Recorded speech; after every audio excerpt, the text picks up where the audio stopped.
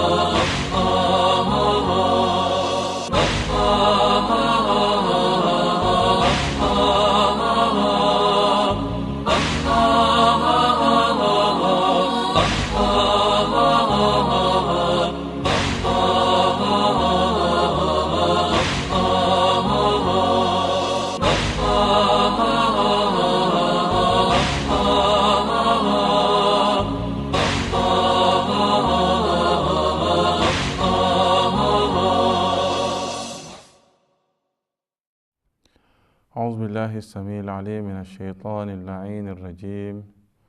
بسم الله الرحمن الرحيم.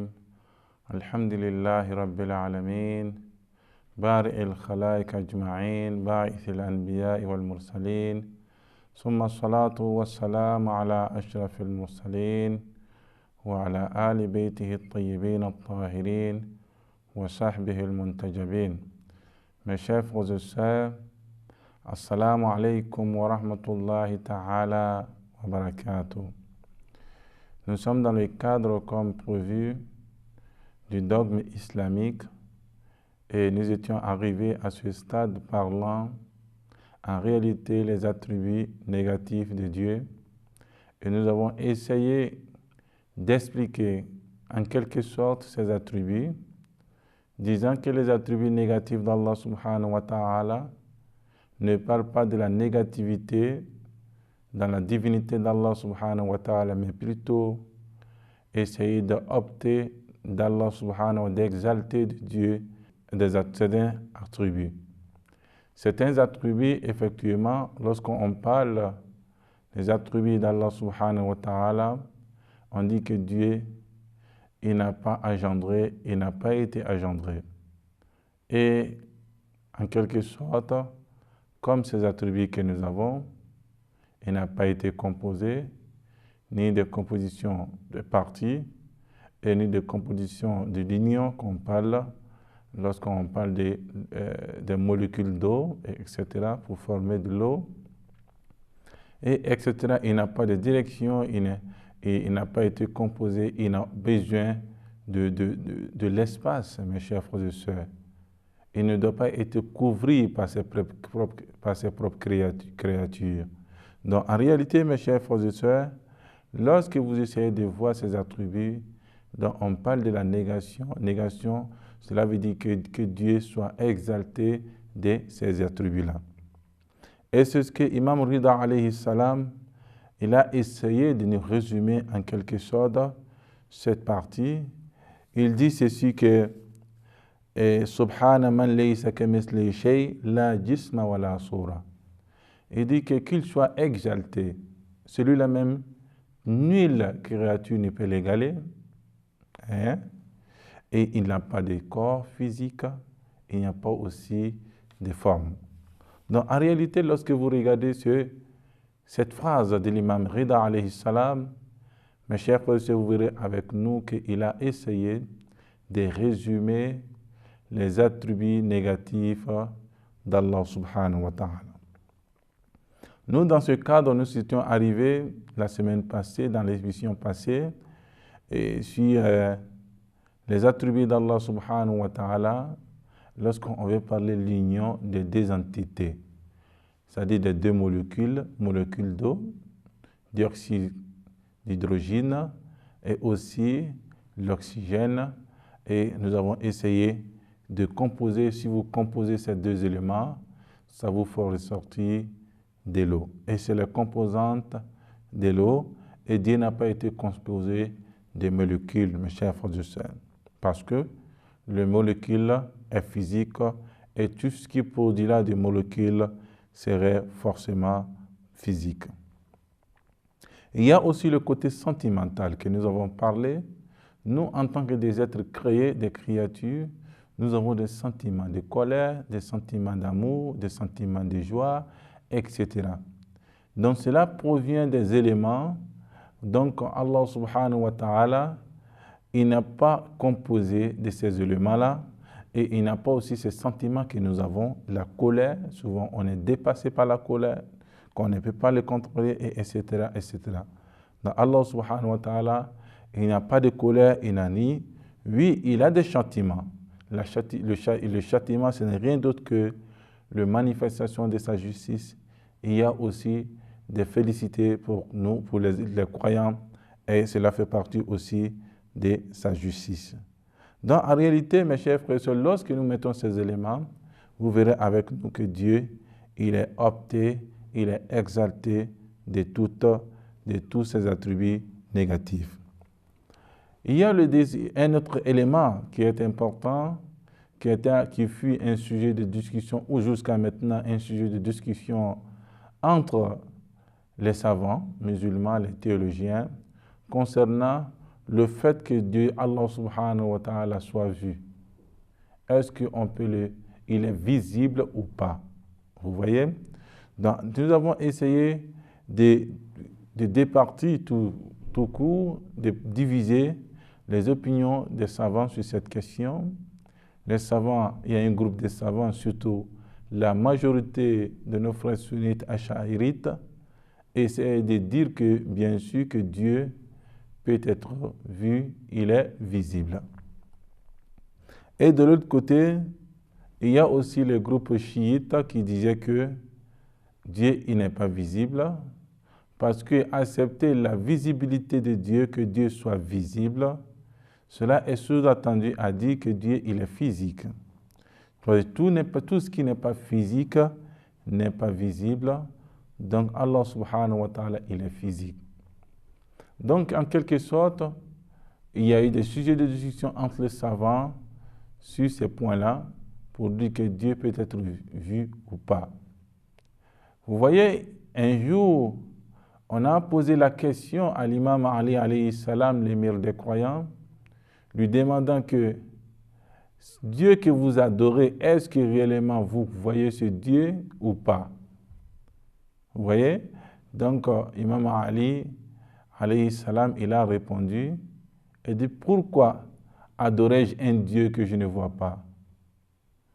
Vous voyez? Mais il a expliqué, il dit que Dieu se voit bihaqa'iq al-iman, avec la réalité de la foi que nous avons. La bil-ayn, bil-uyun. C'est-à-dire que Dieu ne se voit pas avec les yeux que nous avons, parce que les yeux que nous avons, ce sont des yeux qui sont adaptés aux choses physiques.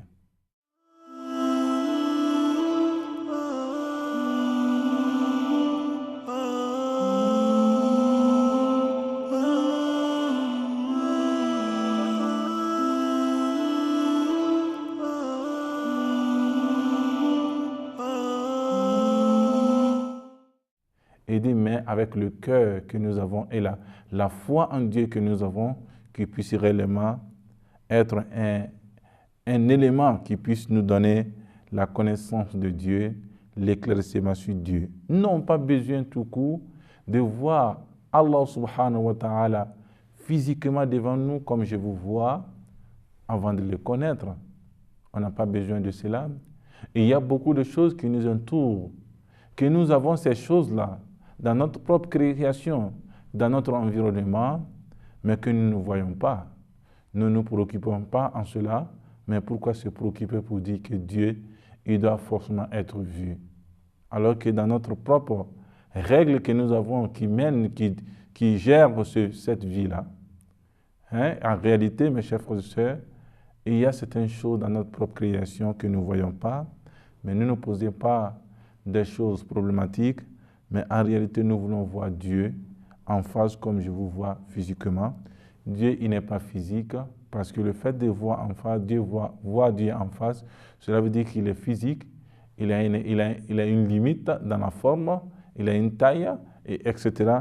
Qu'il soit devant moi, qu'il ne soit pas derrière, et qu'il a une distance bien soit respectée pour que je puisse voir Dieu. il y a tous ces éléments-là qui viennent aligner, qu'on puisse vraiment occuper une place, une portion de la terre pour que je puisse nous voir. Donc en réalité, ou de l'espace, ou des directions, etc. Donc Dieu, il est exalté de tout ça. Vous voyez, Dieu, il est exalté de tout cela, parce que tous ces éléments que nous avons cités, la direction, il faut qu'il occupe un espace, il faut qu'il soit dans une direction bien donnée, qu'il soit devant moi, et respecter une distance pour que je puisse le voir, parce que s'il est très distancié de moi, je ne peux le voir, parce que cet œil, les yeux que nous avons n'ont pas cette capacité de certaines distances. Vous voyez? Donc en réalité, mes chers frères et sœurs, tout cela revient à dire que tout ce que nous avons pour voir Dieu est physique, on ne peut voir Dieu qu'avec le cœur que nous avons. Donc en réalité, voici à peu près certains attributs d'Allah subhanahu wa ta'ala qui soient des attributs négatifs concernant Dieu. Et ce qui nous revient, qui est une question aussi très importante concernant les attributs d'Allah subhanahu wa ta'ala. Les attributs d'Allah subhanahu wa ta'ala sont changeants ou pas? C'est-à-dire que c'est variable ou pas? Donc en réalité, c'est stationnaire ou variable? Donc en réalité, lorsque vous essayez, mes chers frères et sœurs, de voir cela, vous allez trouver que les savants se sont divisés en deux parties. La première partie des savants, ils disent que tout ce que nous avons comme les attributs de Dieu, nous devons seulement s'arrêter à ces attributs-là dans le Saint-Coran et dans les traditions du prophète Mohammed ainsi que sa pieuse famille. Nous ne devons pas ni trancher de ces attributs et ni ajouter. Donc, mes chers frères et sœurs, on appelle ça réellement sifat, on dit que c'est at-tawqifiyya. Donc, en réalité, lorsque vous essayez de voir cela, c'est-à-dire at-tawqifiyya, ça veut dire que l'on s'arrête où le Coran s'est arrêté, il faut s'arrêter où la tradition des prophètes et la famille s'est arrêtée. Donc, nous devons s'arrêter où le prophète et le Coran s'est arrêté. Ne pas ajouter d'autres attributs de nous-mêmes. La deuxième partie dit que, en réalité, c'est vrai, tout ce qui est cité dans le Saint-Coran tous ces attributs font partie des attributs de Dieu. Dans le Saint-Coran et dans la tradition du prophète, ainsi que la tradition de sa famille, que Allah les agrée, qu'il les accepte, que Allah subhanahu wa ta'ala fasse son salut sur cette famille pieuse. Donc il dit cela, que cela est là et nous ne contredisons pas cette question. Mais les attributs de Dieu ne se limitent pas à tout ce qui est écrit dans les hadiths, aussi dans le Coran, dans les versets coraniques. Il y a aussi des attributs, c'est tous ces attributs qui contribuent à essayer de qualifier Allah subhanahu wa ta'ala sans pourtant réellement diminuer vraiment en lui sa capacité, son essence de son essence et de ses attributs, etc. Mes chers frères et sœurs, pour qu'on puisse réellement comprendre, ils disent tout attribut qui sont bien pour Dieu, qui ne vient seulement que parler de Al-Kamal, la perfection d'Allah subhanahu wa ta'ala, donc le perfectionnement, etc. Donc Allah subhanahu wa ta'ala, lorsqu'on parle de cela, lorsque le Coran nous parle, lorsque nous-mêmes essayons de donner des attributs d'Allah subhanahu wa ta'ala, il faut que ces attributs soient dans ce cadre-là. Dans ce cadre, nous devons essayer de donner des attributs à Allah subhanahu wa ta'ala, des attributs positifs qui vont en paix, en harmonie avec son essence. Et vous savez que dans son essence, on dit qu'il n'a début ni fin. Il est absolu, il n'est pas dépendant. Il ne faudrait pas lui donner des attributs qui puissent le présenter comme étant une existence dépendante, et dépendante, etc. Non, mais plutôt une existence indépendante, une existence absolue, une existence omnisciente, une existence omnipotente, et etc., etc. Mais lorsque vous essayez d'ajouter ces attributs, il n'y a aucun problème. Cela veut dire que ce n'est pas seulement que nous devons s'arrêter à ce qui est dans le Saint-Coran, mais nous pouvons ajouter des attributs sur les attributs qui sont dans le Coran et dans les hadiths du prophète Muhammad. Cela est très important, mes chers frères et sœurs, et cela fait partie en réalité de ces deux éléments. Là, on parle sifat et tawqifiyya. Ça veut dire que les attributs de Dieu stationnaires, c'est-à-dire qu'on doit s'arrêter forcément à ces attributs-là.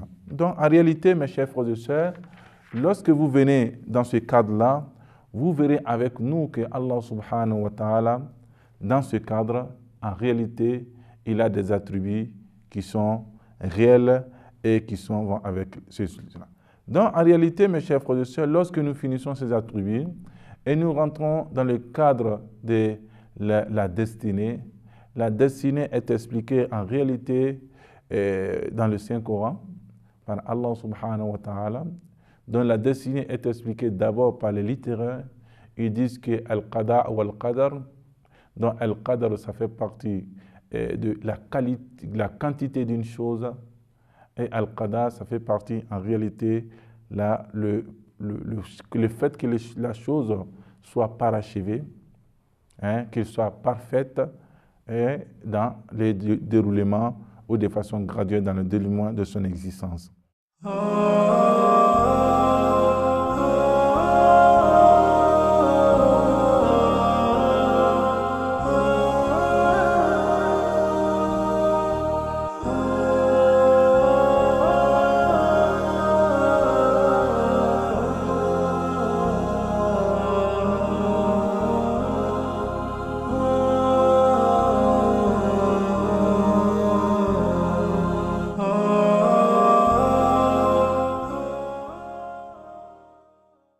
Donc, en réalité, lorsque vous regardez Al-Qada ou Al-Qadar, ce sont des termes, en réalité, mes chers frères et sœurs, qui existent en islam, mais qui doivent être traités avec beaucoup d'attention.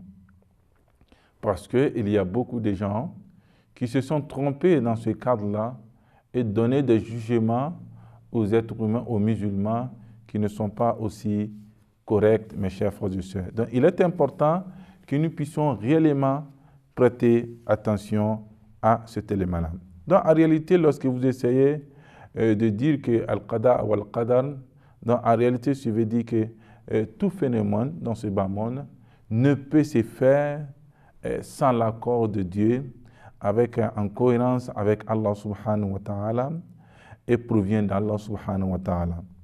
Et qui est déterminé toutes choses que nous voyons, la subsistance, notre vie, tout ce qui nous entoure, et toutes ces existences, toutes ces créatures sont définies et déterminées en qualité, en quantité, et limitées, qui a un début et une fin.